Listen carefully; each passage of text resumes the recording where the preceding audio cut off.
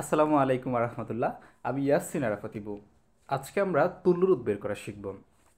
বেশিরভাগই স্টুডেন্টের দেখা যায় তুল্যরোধ বের করার সময় বর্তনীয় রোধগুলো শ্রেণীতে আছে নাকি সমান্তরালে আছে এই বিষয়টা বুঝতে বেশ বেকায়দায় পড়তে হয়। আমি দায়িত্ব নিয়ে বলছি, আজকের ভিডিওটি দেখার পর কারো এই সমস্যা থাকবে না। এই ভিডিওটি মাধ্যমিক এবং উচ্চ মাধ্যমিক উভয় পর্যায়ের স্টুডেন্টদের জন্য। তো আমি একটি প্রশ্ন লিখে রেখেছি, একটা বর্তনী এঁকে রেখেছি যেখানে বলা হয়েছে যে তুল্যরোধ বের করার জন্য,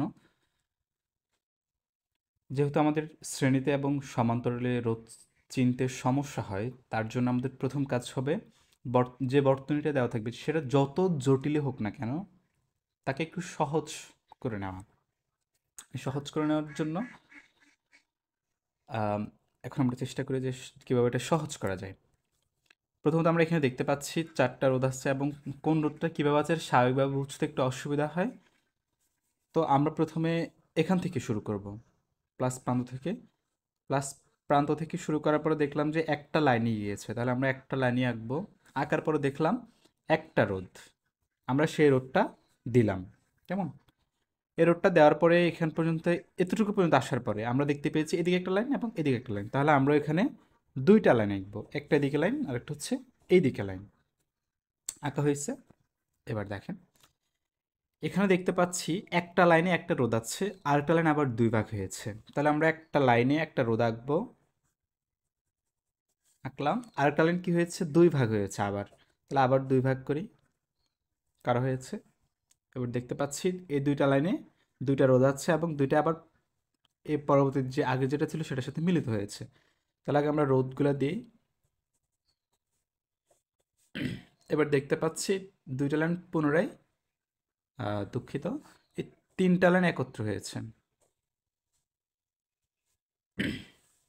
এর পরবর্তীতে আমাদের বি প্রান্তে চলে গিয়েছে, তাহলে এটা যদি আমরা এ প্রান্ত দেই, এটা হবে আমাদের বি প্রান্ত। কেমন? এখন আমরা কিন্তু খুব সহজে বুঝতে পারতেছি যে এখানে এই রোধগুলো আসলে কিভাবে আছে। এই রোধগুলো আছে সমান্তরালে, এটা শ্রেণী, এটার সাথে পুরোটার সাথে শ্রেণীতে আছে। তাহলে এখন আমাদের কাজ হচ্ছে এখান থেকে তুল্য রোধ বের করা।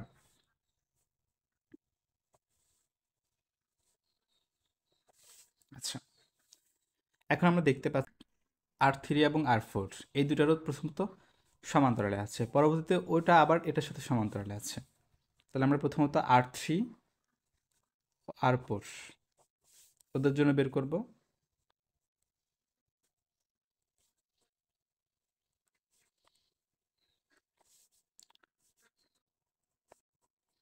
দুটোরই যেহেতু মান 30,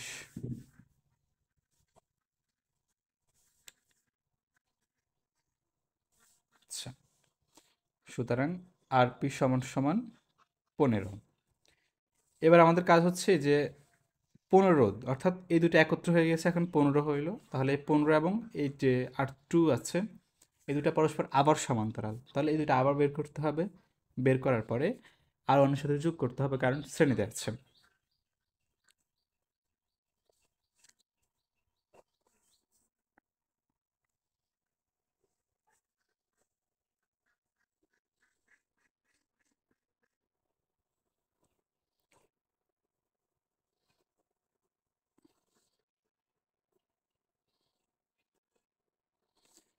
আচ্ছা, এখান থেকে আরপিটা আসবে 10, আমি একসাথে বের করে নিলাম।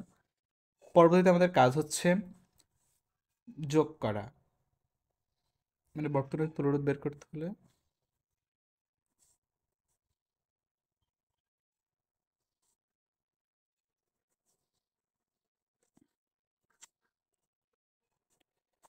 110।